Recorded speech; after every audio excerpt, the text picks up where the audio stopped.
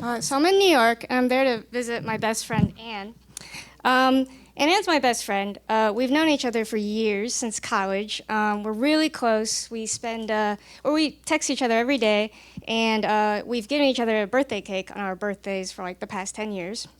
So I'm there, and I've spent the week with her. And right before I'm supposed to go back to DC, we are going to go to our friend Judy's birthday party. And the plan is to dress up, go to dinner in Soho, then go to Chinatown, get some ice cream, and then go to K-Town for karaoke. So we're dressed up, and we're in Chinatown, and we just went to dinner, and we're taking a photo in front of the ice cream parlor. And we got one of those Instax Polaroid, the kind that only has one copy. So it's Judy's camera, and we take the photo. And the photo comes out, and Judy's like, I don't really like it. Who wants it? And I'm like, oh, I'll take it. I look pretty good there. My bangs are finally out of my face. You can see my eyes. I'll take it. But then Anne, like a second later, goes, no, I want it. It's magic hour, golden hour, and all our friends are here, so I'd like it. And I'm like, well, I asked for it first, so I'm gonna take it. And she's like, no, like it doesn't work like that. Like we both want it. Why should you get it? And I'm like, look, Anne, you have your own Instax camera. You can take a photo whenever you want. And she's like, I can't take it of this moment. And we've already started walking to karaoke. So she's like, no, and I can't recreate the moment. So I'm going to take it. And I'm like, you're being so selfish. Can you just give it to me this once? And she's like, this once? Like, I always give it to you. I'm always the bigger person. I always give you the bigger piece of cake. Or I always, let you sit down on the subway while I stand.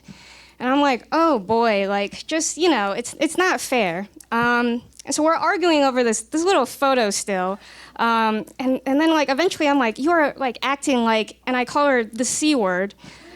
And by that I mean crazy, because we hate being called crazy, and we don't call each other crazy.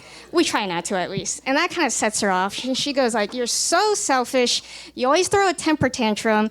And like, it's stressed out, I'm stressed out because we're in the middle of Chinatown. Like Chinatown, it's chaotic, it's dirty.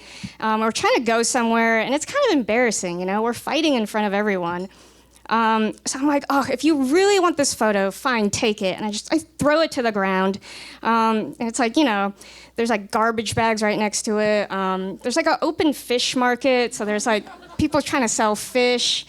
And then like my friend Judy notices, and she's like, oh my gosh. So she comes back, and she picks up the photo, and she's like, all right, you two, we're gonna keep going. You guys fall behind. Like, get over it, make up. So I'm like, okay, Anne, we gotta get over this. Why don't you apologize?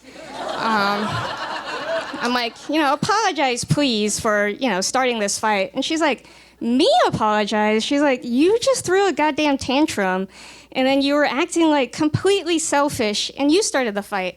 And I'm like, okay, I will apologize after you apologize first. And she's like, well, I apologized the last time first, so it's your turn.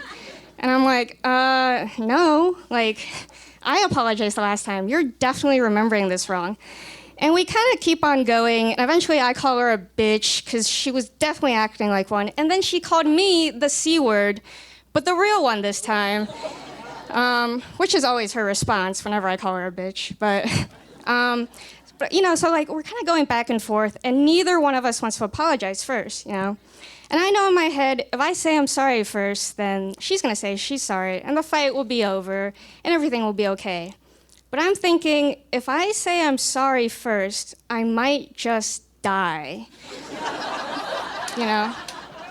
It's like a terrible precedent to set. And everybody knows if you say you're sorry first, you lose the argument, right? You're the loser and they're the winner. And that's how it's gonna be. And I know she's thinking the exact same thing. So we're at a standstill, And we're still going to karaoke, so we're still walking. And it's still really awkward and embarrassing. So I'm like, look, we gotta get this over with. So I say, why don't we apologize at the same time? And she goes, okay, how are we gonna do that? And I'm like, we have to say, I'm sorry on the count of 3.